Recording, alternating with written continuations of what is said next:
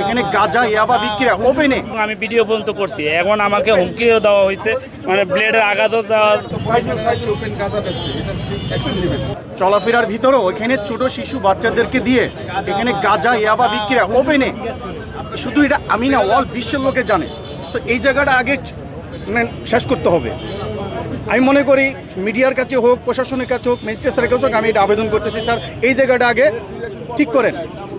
আমরা সাধারণ মানুষ এখান থেকে হেঁটে যেতে পারি না, আমাদের জন্য অনেক রিস্ক হয়ে যায়। এই জায়গাটুক যেখানে আমি দাঁড়িয়ে আছি এখন, এখানে যে ওপেনে একটা গাড়িওয়ালা, একটা রিক্সাওয়ালা যদি এখানে এসে দাঁড়ায় বলে কি লাগবে, তোমার পোটলা লাগবে, বা পোটলা নিয়ে দাঁড়ায় থাকে, গাঞ্জার পোটলা, বাবার পোটলা, এগুলা বিক্রি করে এখানে ওপেনে দাঁড়ায় বিক্রি করে। এবং আমি ভিডিও পর্যন্ত করছি, এখন আমাকে হুমকিও দেওয়া হয়েছে, মানে ব্লেডের আঘাতও দেওয়া ধরছে, পর আমি চলে গেছি।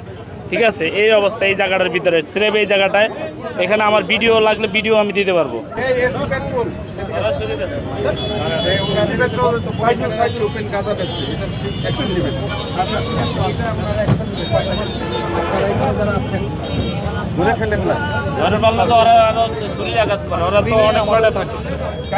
এখানে আমি মনে করেন অভিযোগ দিচ্ছি, এটাও ঠিক আছে, এটা করা অ্যাকশন নেবেন, এটা কঠিন অ্যাকশন নেবেন, কঠিন। আপনি যেটা বলছেন স্যার, আর আপনারাও কি হন, এত ভয় কিছু না।